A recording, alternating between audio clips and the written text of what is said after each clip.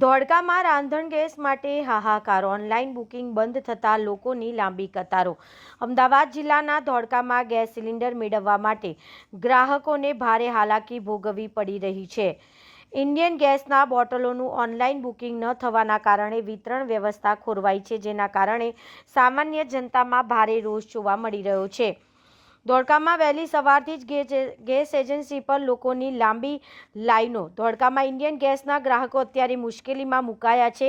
Online booking સિસ્ટમમાં technical ખામી અથવા તો બુકિંગ ન થવાના કારણે ગ્રાહકોએ રૂબરૂ એજન્સી પર આવવું પડી રહ્યું છે। સ્થિતિ એટલી ગંભીર છે કે લોકોને પોતાની નોકરી, ધંધો અને મજૂરી છોડીને વહેલી સવારથી કલાકો સુધી લાઈનમાં ઊભા રહેવા મજબૂર બન્યા છે।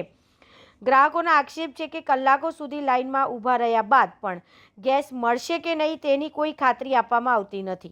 આ બાબતે તંત્ર અને ગેસ એજન્સી વહેલી તકે નિરાકરણ લાવે તેવી સ્થાનિકોની માંગ છે।